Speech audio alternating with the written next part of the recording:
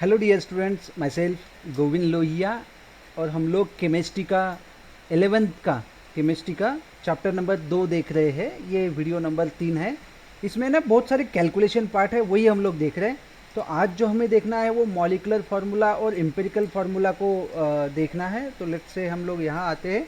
Molecular formula क्या है और एम्पिरिकल फार्मूला क्या है, ये पहले हम लोग समझ लेते हैं कि क्या है। तो मैं आपको पहले सिंपल वे में समझा देता हूँ कि molecular formula means what and empirical formula mean to what. ठीक है, तो मॉलिक्यूलर फार्मूला और दूसरा हमें देखना है इम्पेरिकल फार्मूला। अब आप देखो कि मॉलिकुलर फार्मूला यानी क्या और इम्पेरिकल फार्मूला यानी क्या। तो मॉलिकुलर फार्मूला में देखो, कोई भी कंपाउंड जो रहेगा वो एलिमेंट से बनेगा, है ना, कंपाउंड एलिमेंट से बनेगा। तो मॉलिकुलर फार्मूला जैसे मैं एक एग्जांपल लेता हूँ C6H12O6। सो ये किसका है, तो ये ग्लूकोज का है, ग्लूकोज का मॉलिकुलर फार्मूला।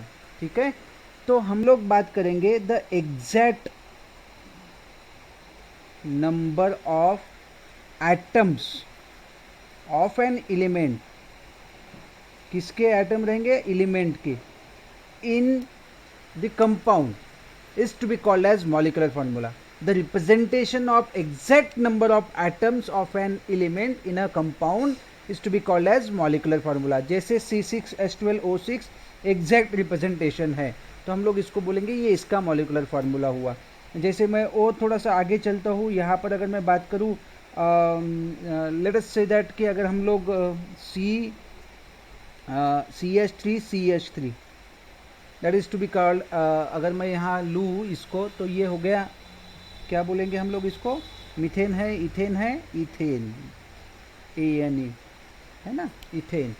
तो ऐसे हम लोग बात करेंगे। इम्पेरिकल फार्मूला मतलब क्या मालूम है क्या? इम्पेरिकल फार्मूला मतलब इसको हम लोग शॉर्ट करते हैं मॉलिकुलर फार्मूला को, and the simplest ratio of molecular formula, है ना, द सिंपलेस्ट रेशो, ये है सिंपलेस्ट रेशो।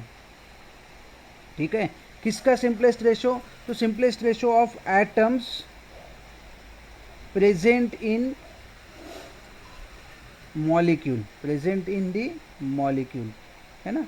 तो सिंपलेस्ट, जैसे अब यहाँ C6H12O6 देखो सबको 2 से जाता है ना, तो इसका सिंपलेस्ट रेशो क्या बनेगा, देखो CH2O, CH2O, this is the simplest. तो अगर ग्लूकोज का ही आपको पूछा इम्पेरिकल फार्मूला तो ये है। ठीक है, तो अगर ग्लूकोज के इम्पेरिकल फार्मूला मल्टीप्लाइड बाय 6 अगर हम लोग कर दे तो बन जाएगा molecular formula. So this is the way we can say that empirical formula and molecular formula. अब इनका यूज कहाँ होता है ये भी देखो। यूजुअली अगर हम लोगों को अब ये समझ लो कि हम लोग इसको क्यों इतना देख रहे हैं। अब इतना सिंपल है कि अगर मैंने आपको पहले ही बताया था कि एक आपको वीडियो में पूछा था मैंने कि एलिमेंट डिटेक्शन के टेस्ट को क्या बोलते हैं। तो आपके कमेंट में आंसर भी आया था एक बच्ची का, जिसको हम लोग बोलते हैं एलिमेंट डिटेक्शन के टेस्ट को हम लोग लसाइन टेस्ट बोलते हैं, है ना, sodium fusion test, Lassaigne test. तो अगर मैंने वो टेस्ट परफॉर्म की और उसमें मुझे पता चला कि मेरे पास कार्बन इतना, हाइड्रोजन इतना, ऑक्सीजन या जो भी है हम लोगों को मिल रहा है, नाइट्रोजन या समथिंग, ये एलिमेंट डिटेक्शन से पता चल रहा है। And if we know the percent composition, ठीक है, तो इससे तो मुझे मिल जाएगा इम्पेरिकल फार्मूला। इम्पेरिकल फार्मूला से मैं आगे जाके मॉलिकुलर फार्मूला तक पहुंच जा सकता हूँ, है ना। तो दिस वे हम लोग इसका यूज करेंगे, इम्पेरिकल फार्मूला का और मॉलिकुलर फार्मूला का, अननोन से नोन कंपाउंड ढूंढने के लिए। ठीक है, तो ये हम लोग बात करेंगे। तो मॉलिकुलर फार्मूला आपको समझ में आया। इम्पेरिकल, मॉलिकुलर फार्मूला में हम लोग बोलेंगे exact number of atoms present in an atoms of an element present in a compound. This is the simplest ratio of atom present in a compound. ठीक है, तो ये हमारे पास ये दोनों डेफिनेशन आपको काम की। देखो यहाँ molecular formula is nothing but which indicate the actual number of atoms और exact number of atoms constituent the element in a molecule. ये हमको पता चला। उसके बाद में percent composition and empirical formula. Let's see with the first definition of the simplest ratio of an atoms of the constituent element in a molecule is called as the empirical formula. तो हमने यही definition यहाँ लिखी, simplest ratio of an atom present in a molecule, यही हम लोग बात करेंगे molecular formula, exact number of atoms. ठीक है, अब क्या बता रहे हैं ये कि आपको है ना कहीं परसेंटेज दिया रहेगा, से carbon is 20%, hydrogen is 2%, like wise ऐसे परसेंटेज दिया रहेगा, है ना। क्लोरीन इज 80, से क्लोरीन इज 70%। अब इनकी टोटल कर लो, टोटल देखो कितनी हो रही है, 70 + 20 90 और 92 हो रही है। टोटल परसेंटेज की हर बार आपकी 100 ही आना चाहिए। अगर ये 100 से कम है, इसका मतलब आपने वहाँ आंख बंद करके ऑक्सीजन, बचा हुआ परसेंटेज क्या ले लोगे आप, ऑक्सीजन। तो ऑक्सीजन कितना होगा, 8, तो हो गया 100%। ये रूल है, ये रूल ही है कि आपको अगर परसेंटेज दिए हैं और उस परसेंटेज में अगर उसकी टोटल 100 आ रही है सभी एलिमेंट की परसेंटेज की, then it is well and good. If it is the percentage total is less than 100, then you can whatever the remaining percentage is of oxygen. तो बचा हुआ परसेंटेज यानी आपने सबकी टोटल कर ली, टोटल 100 आ रही है तो बहुत अच्छी बात है। नहीं 100 आ रही है, 100 से कम है, तो जो भी बचा हुआ अमाउंट होगा वो परसेंटेज का अमाउंट आपके पास ऑक्सीजन है, जो कि एग्जाम में नहीं दिया है या एग्जाम्पल में नहीं मेंशन किया है, तो आप O2 लेंगे उस जगह पे, ठीक है। सो दिस इज, यहाँ तक तो हम लोग पहुँचे। नाउ हम लोग यहाँ आते हैं, आगे देखते हैं क्या बताता है आपका बुक। तो हम लोग ये देख रहे हैं, ठीक है, ये जहाँ अब इन्होंने एक एग्जाम्पल ही दिया है सीधा सीधा। A compound contain 4% hydrogen, 24.27% carbon and 71.65% chlorine by mass. It's molar mass उन्होंने दिया है 98.96। What is the empirical formula, तो आपको पहले ढूंढने को बोला है इम्पेरिकल फार्मूला। उसके बाद में उन्होंने जो कंपाउंड हम लोग ले रहे हैं, तो एटॉमिक मासेस ऑफ हाइड्रोजन भी दिया है, कार्बन भी दिया है और क्लोरीन भी दिया है, ठीक है। So let's first what you have to do, इस पूरे चीज़ में हम लोग यहाँ लिख लेते हैं कि कार्बन कितना, हाइड्रोजन कितना और व्हाट से क्लोरीन कितना है, ठीक है। तो कंपाउंड कंटेन 4.07, यहाँ लिखते हैं 4.07% हाइड्रोजन, ठीक है। दूसरा उनका बोलना है, लेट्स चेक अगेन, फटाफट खत्म करते बेटा, छोटा सा कैलकुलेशन है। 24.27%, 24.27% से कार्बन एंड 71.65% क्लोरीन, ठीक है। तो हम लोग यहाँ आते हैं इस जगह पे। अब देखो आपको ये दे दिए, आपको क्या बोला कि टोटल करो। If you do the total of this all, it's almost 99.9 something. तो हम लोग बोलेंगे कि 100% की तरफ है, तो इसमें ऑक्सीजन तो नहीं है, ये तो कंफर्म है। अब ये परसेंटेज दे दिए आपको, अब आपको परसेंट से वो कितना अमाउंट प्रेजेंट है ये निकाल सकते हैं हम लोग, ठीक है। What you have to do, whatever the percentage given, आपको जो परसेंटेज दिए हैं उससे नंबर ऑफ मोल्स निकाल सकते हैं। नंबर ऑफ मोल्स निकालने के लिए आपको एक तरीका हम लोग सिखाते हैं, बहुत सिंपल सा तरीका है। नंबर ऑफ मोल्स निकालना है तो whatever the percentage given divided by molecular weight और atomic weight of that compound, है ना। अब क्या करना है, यहाँ हम लोग बात करेंगे, एटम लिया है हमने हाइड्रोजन, क्लोरीन और ये, तो rather than molecular weight you can use a atomic weight, this is appropriate terminology, atomic weight। Percent given कितना है 4.07, एटॉमिक वेट कितना है हाइड्रोजन का 1, तो नंबर ऑफ मोल्स कितने हुए हाइड्रोजन के हुए 4। लाइकवाइज हम लोग कार्बन के लिए जाते हैं, तो कार्बन का कितना दिया है परसेंटेज 24.27, कार्बन का हमें मालूम है 12, तो लगभग ये कार्बन के नंबर ऑफ मोल्स होंगे 2, ठीक है। ऐसे ही अगर मैं बात करूँ क्लोरीन के लिए, तो क्लोरीन का मुझे पता है कि दिया है 71.65, क्लोरीन का 35.5 है, इसका भी मतलब क्लोरीन लगभग 2 है। तो आपको इम्पेरिकल फार्मूला इस पे से मिल गया, है ना। इम्पेरिकल फार्मूला इससे आपको मिल जाएगा। अब इम्पेरिकल फार्मूला कैसे मिलेगा वो ध्यान में रखना है। आपके पास कार्बन कितने हैं तो 2, क्लोरीन कितने हैं तो 2, हाइड्रोजन कितने हैं तो आपको मालूम है 4। डन, इतना तो कंफर्म है। अब इसका सबको 2 से जाता है, मतलब आपका एम्पिरिकल फार्मूला बनेगा CClH2, और you can say that CH2Cl। आप इसको रीअरेंज करो और CH2Cl, ये आपका बना एम्पिरिकल फार्मूला। अब इसका मॉलिक्यूलर वेट कितना है आप देखो, काउंट करो। इसका molecular weight carbon 12 plus hydrogen के मेरे पास 2 है, ऐसा 1 प्लस क्लोरीन का 35.5. If we do the total that is 12 plus 2 plus 35.5, इसको अगर आप मिला लो इसको तो कितना होता है, देखो ये होता है तकरीबन 49.5. ठीक है, और आपको क्वेश्चन पेपर में ही इन्होंने मॉलिकुलर वेट दिया है. Let's see the question. आपको दिया है मॉलिकुलर वेट 98.96. मतलब अभी आपको जो मिला हुआ है 49.95 ये अभी नहीं है, इसको आपको मल्टीप्लाइड बाय 2 करना पड़ेगा, तब जाके आपका कंपाउंड बनेगा 98.5 का. इसका मतलब आपका मॉलिकुलर फार्मूला क्या है कंपाउंड का, तो ये ही है. ठीक है, C2Cl2H4 this is the molecular formula of compound. या इसको और अच्छे से लिखना है तो आप लिखो C2H4Cl2. This is the more appropriate, this is molecular formula and this is empirical formula. तो ये एक बना आपका इंपेरिकल फार्मूला, एक बना आपका molecular formula. Let's go with this calculation. तो पहली स्टेप में उन्होंने टोटल की, दूसरी स्टेप में उन्होंने उसको कन्वर्जन किया परसेंटेज में. तो आप देखो 4/1 मोल्स ऑफ हाइड्रोजन हमने निकाला. दूसरी स्टेप पढ़ लेते, क्या है, conversion of mass percent to the gram. Since we are having a mass percent it is convenient to use 100 gram of compound as starting material, thus in the 100 gram of sample above compound.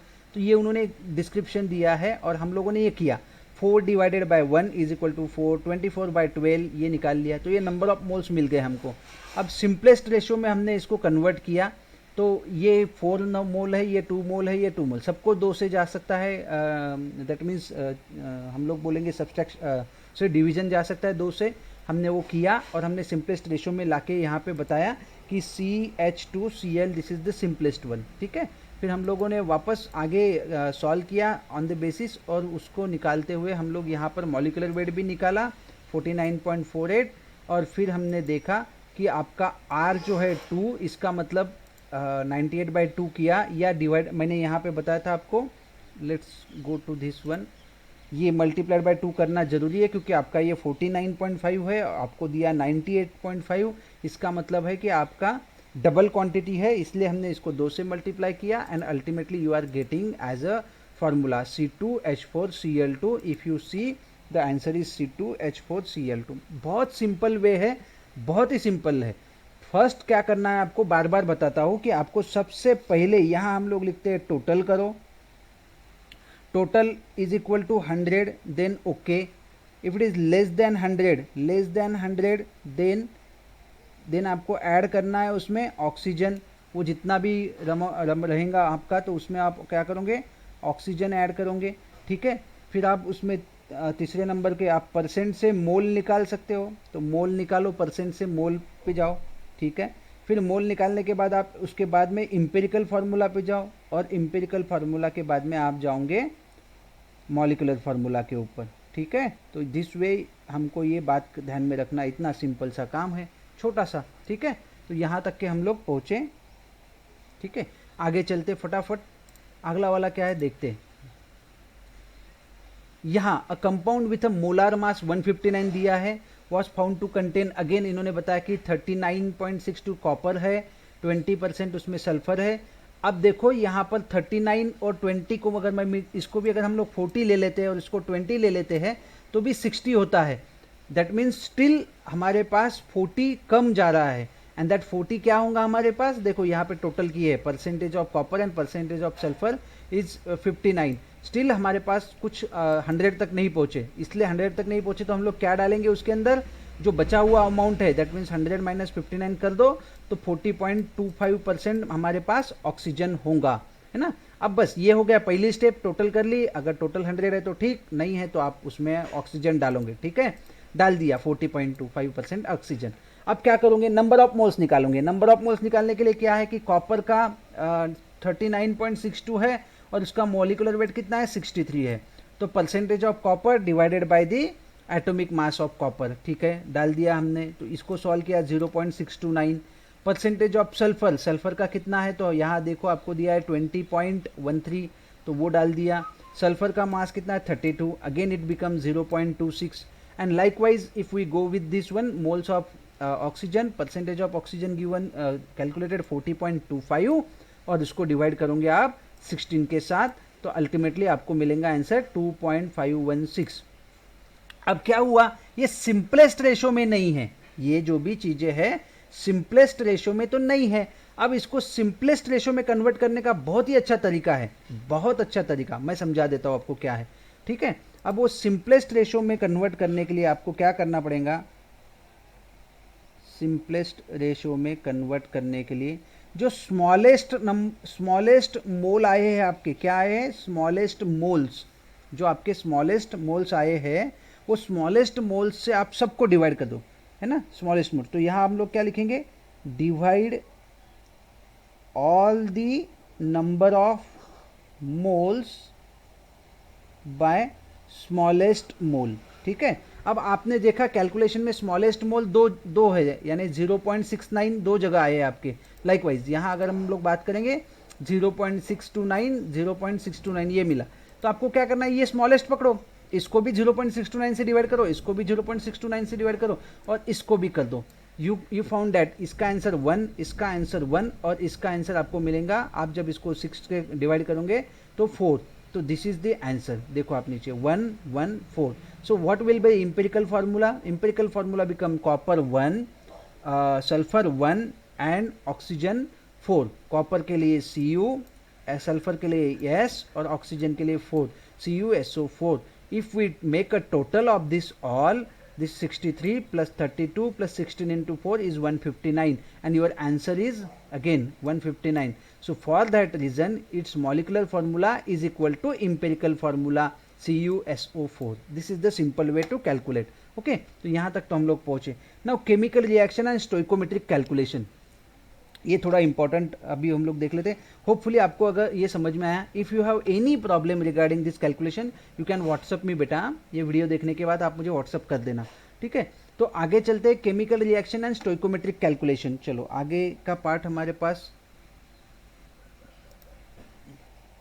Chemical reaction, ये भी फटाक से ख़त्म कर देते हैं हम लोग, एंड स्टोइकियोमेट्रिक कैलकुलेशन। मैं समझा दूं कि ये पहले क्या है, केमिकल रिएक्शन क्या चीज़ है ना। जैसे कि फॉर एग्जांपल मुझे किसी चीज़ को जलाना है, जैसे हम लोग अगर बात करें CH4 का कंबक्शन मुझे करना है, हमें मालूम है CH4 जल के क्या बनाएगा, तो CO2 बनाएगा प्लस H2O बनाएगा, ठीक है। अब यहाँ आपको देखो कितने वाटर बन सकते, तो 2 वाटर के मॉलिक्यूल बनेंगे, ठीक है, क्योंकि ये बैलेंस रिएक्शन होना चाहिए, तो 4 हाइड्रोजन का हिसाब हो गया। कार्बन आपके पास 1 है तो 1 कार्बन हो गया। आपको ऑक्सीजन कितने लगे यहाँ पे, तो आपको देखो ये 2 और ये हम लोग बात करेंगे यहाँ का 1, यहाँ के 2 यानी 4, तो O plus plus plus 2O2, आपको ऑक्सीजन 2O2 लगेगा। तो ये कितना लगेगा, कैसे लगेगा, कितने, अब ये तो मैंने मोल के हिसाब से बता दिया, सिंपल सा मोल के हिसाब से बता दिया, मगर आपको प्रोग्राम कैलकुलेशन में पूछ लिया कि आपने CH4 50 ग्राम यूज़ किया है, कितना, 50 ग्राम, तो अब उसको oxygen in terms of volume बताओ या इन टर्म्स ऑफ ग्राम बताओ, मगर बताओ कितना लगेगा, है ना। तो this will be a more difficult when we come, क्योंकि इसका मॉलिकुलर वेट अलग, इसका वजन अलग, इसका मॉलिकुलर वेट अलग, इसका वजन अलग, ये जो प्रोडक्ट बन रहा है इसका मॉलिकुलर वेट अलग, तो इसका वजन अलग, तो दैट्स वाई हम लोग 50 ग्राम को 50 ग्राम नहीं लेंगे, है ना। ऐसा नहीं होगा। कभी कभी क्या होता है कि हम लोग सिंपल, जैसे ये 50 ग्राम लिया तो ये भी 50 ग्राम ले लो, तो उसमें क्या होता है, भला आप पूछो क्या होता है इसमें, क्या हो रहा है सर, ले लिया तो चलेगा, ऐसा नहीं होता है। जब हम लोग किसी केमिकल रिएक्शन के बारे में बात करते हैं तो अननेसेसरी वेस्टेज ऑफ रिएजेंट होगा ना आपका। जैसे ये अगर हो गया और ये 50 ग्राम लिया और ये भी 50 ग्राम ले लिया, आपको पता चला कि ये 50 ग्राम के लिए ये सफिशिएंट ही नहीं है ना। अभी भी मेरे पास 3 ग्राम या 13 ग्राम CH4 बचा है, तो 13 ग्राम बचा है मतलब ये वेस्ट हो गया, है ना, या यहाँ ऑक्सीजन खत्म हो गया तो ये बच गया तो आपका कंबक्शन पूरा नहीं हुआ, तो आपका रिएक्शन पूरी नहीं हो रही है कंप्लीट। तो इस वे में we need not, that means हम लोग ऐसे कर नहीं सकते इसको ग्राम के बेसिस में, हमें एग्जैक्ट कैलकुलेशन लगेंगे, and that calculation deals with the stoichiometric calculation. उस कैलकुलेशन को हम लोग स्टोइकोमेट्रिक कैलकुलेशन में लेंगे जहाँ पर, तो ये बैलेंस रिएक्शन लिखना जरूरी है जब हम लोग केमिकल रिएक्शन लिखेंगे। उसके बाद में स्टोइकोमेट्रिक कैलकुलेशन किसके किसके साथ डील करता है, तो mass to mass, mass to volume, यानी मास और वॉल्यूम, और वॉल्यूम टू वॉल्यूम, इतने सब चीज़ों के साथ हम लोग स्टोइकोमेट्रिक रिएक्शन का काम करने वाले हैं, ठीक है। तो अब जैसे यहाँ पे आते हैं, ठीक है, अब इनका क्या बोलना है कि नंबर ऑफ, यहाँ देख लेते हैं कि पहले स्टोइकोमेट्रिक रिएक्शन में बैलेंस इक्वेशन रिप्रेजेंटेशन जरूरी है आपको। मैंने बोला कि बैलेंस इक्वेशन लिखो। दूसरी बात क्या बोल रहे हैं ये, यानी पॉइंट देख लो यहाँ पे, it indicate the number of moles of reactant involve in the chemical reaction and number of moles of product form. तो लाइकवाइज हमने यहाँ पर वही बात की, नंबर ऑफ मोल्स 1 मोल 2 मोल 1 मोल 2 मोल, ठीक है, वाटर 2 मोल। तो वी डिस्कस अबाउट दिस। तो number of moles of reactant involve and number of moles of product form. आगे देखते हैं, it indicate the relative masses of the reactant and product linked with the chemical change, ये भी हमने देखा। It indicate the relationship between the volume of the gaseous reactant and product. तो ये अभी हम लोग देखेंगे, ठीक है। तो ये मैंने जैसे यहाँ आपको लिख के बता दिया कि ये किस किस के बीच में रिलेशनशिप रहेगा, मास और मास के बीच में, मास और वॉल्यूम के बीच में, और वॉल्यूम के बीच में, ठीक है। तो आगे चलते हैं। Now stoichiometric type of problem क्या होंगे देखो। तो पहले problem based on the mass volume volume हमने लिख दिया। अब स्टेप्स इन्वॉल्व, ये स्टेप्स अगर आपको समझ में आ गई तो हम लोग पूरा की पूरा कैलकुलेशन समझ सकते हैं स्टोइकोमेट्रिक का। आपको सिंपल सा कैलकुलेशन होता है बेटा, मुझे नहीं लगता कि ये आपको ज़्यादा मुश्किल जाएगा। Once you follow the steps आपका बहुत आसान होगा, ठीक है। पहले स्टेप्स क्या बताती है, write down the balance chemical equation. मैंने बोला सबसे पहले वही काम करना है, बैलेंस इक्वेशन लिखना है। Now right the number of moles and relative masses, number of moles लिखो और उनके मास लिखो उसके नीचे। जैसे कि यहाँ हम लोग बात करेंगे कि नंबर ऑफ मोल्स कितना है 1, इसका मास कितना है, तो हम लोग लिखेंगे यहाँ पर कार्बन का 12 प्लस हाइड्रोजन का 4 यानी 16, ऑक्सीजन का 1, ऑक्सीजन का 16, ऐसे मेरे पास 16 इंटू 4, कार्बन का और ऑक्सीजन का हम लोग यहाँ 44, यहाँ 18 इंटू 2, ऐसे। तो ये लिखना जरूरी है आपको, नंबर ऑफ हाइड्रोजन कार्बन ये वाला। तो नंबर ऑफ मासेस उसके नीचे लिखना शुरू कर दो, ऐसा उनका बोलना है, ठीक है। व्हाट दे सेड कि आपको पहले बैलेंस इक्वेशन लिखना है। दूसरी चीज उन्होंने क्या बताई है कि आपको नंबर ऑफ मोल्स लिखना है और उनके नीचे उनके मासेस लिखना है या फॉर्मूला, ठीक है ना, रिएक्टेंट के नीचे। नाउ रिलेटिव मासेस और volume should be calculated from the respective formula. अब उसके बेसिस पे आपको रिलेटिव मासेस करना है, निकालना है और कैलकुलेट करना है। Apply the unitary method. Unitary method का मतलब क्या होता है मालूम क्या, पहले आप एक चीज के लिए निकाल लो और उसके साथ जैसे उसके जैसी 10 चीजें होंगी या 10 उसमें कॉम्पोजिशन होंगे, तो आपको मालूम है एक की कीमत 10 रुपए, तो 5 की कीमत 50 रुपए, लाइकवाइज एक की कीमत 12 रुपए 12 रुपीज है ना।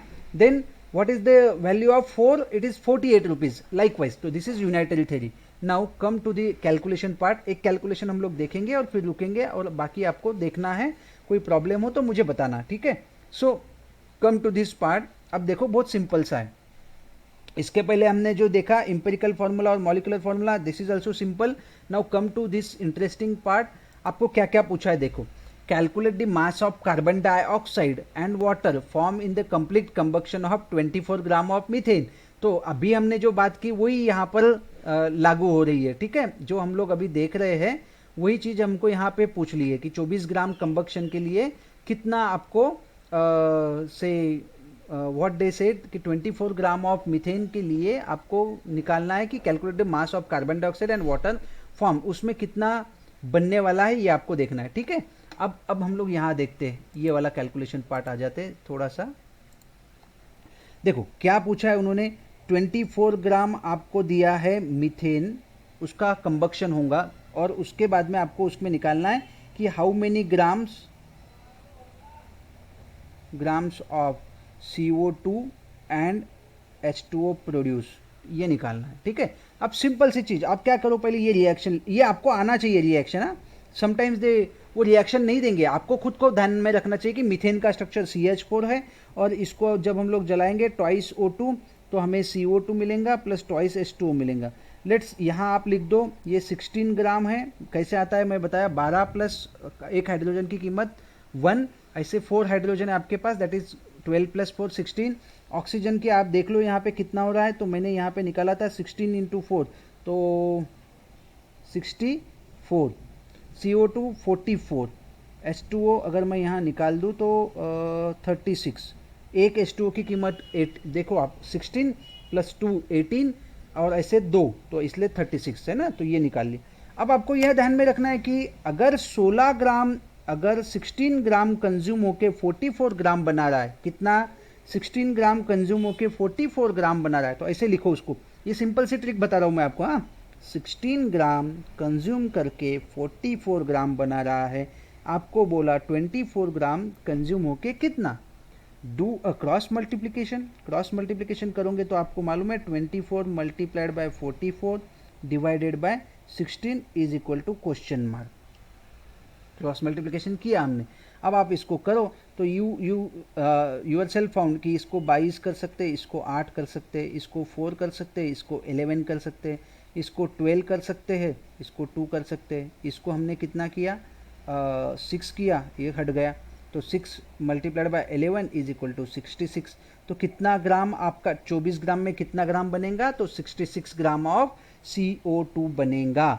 Likewise you have to calculate for the water कि अगर मैं 16 ग्राम यूज़ कर रहा हूँ तो उसमें 36 ग्राम वाटर बन रहा है, तो 24 ग्राम करूँगा तो कितना। Do the cross multiplication, 24 multiplied by 36 is equal to 16 into question mark.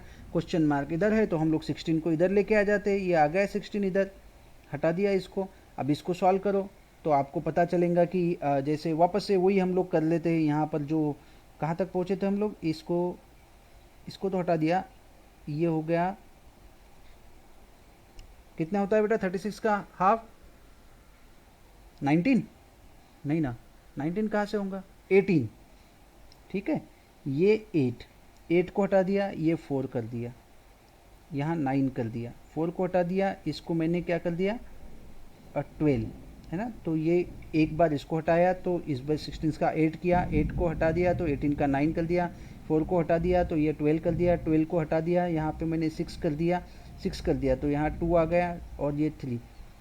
अब हम लोगों को पता चलेगा यहाँ पर 54, that means 6 into 9 is equal to 54 gram आपको लगेगा। दैट्स इट, आप इसको देखो। अब यहाँ हम लोग करेक्ट कर लेते कि कितना है हमारे पास। Let's come to this. Okay, 66 gram of CO2 and 54 gram of water. बस यहाँ तक हमें देखना है, इतना सिंपल सा काम है। अब कभी कभी क्या होगा, आपको पूछा जाएगा बेटा इन टर्म्स ऑफ वॉल्यूम। तो इतना ध्यान में रखना कि हमने इसके पहले फर्स्ट चैप्टर में लॉस देखे हैं। तो 1 mole of O2, 1 mole of N2, 1 mole of hydrogen at STP is equal to 22.4 litre. तो आपको अगर लीटर में काउंट करना है तो you can count also in litre. तो ये वाला फॉर्मूला आपको यूज करना पड़ेगा, गैस लॉ है ना। तो हमने ये देखा है फर्स्ट चैप्टर में, तो इस वे पे आपका काम होगा। तो अगले वाले 2 प्रॉब्लम आप सॉल्व करो। अगर एनी प्रॉब्लम आता है, क्योंकि एक इसमें गैस वाला भी है, ये वाला how many litre of oxygen है ना, STP के हिसाब से ये भी है। और तो ये 2 या 3 प्रॉब्लम है, बस इतने आपको देखना है। फिर हमारे पास हम लोग नेक्स्ट इसमें लिमिटिंग रिएजेंट और तुरंत ये ख़त्म करके, लिमिटिंग रिएजेंट ख़त्म करके मोल फ्रैक्शन पे आएंगे। फिर हमारा बहुत हद तक की कवर हो जाएगा। सो टिल देन कोई प्रॉब्लम हो तो मुझे व्हाट्सअप करो बेटा। चलो मिलते हैं, थैंक यू।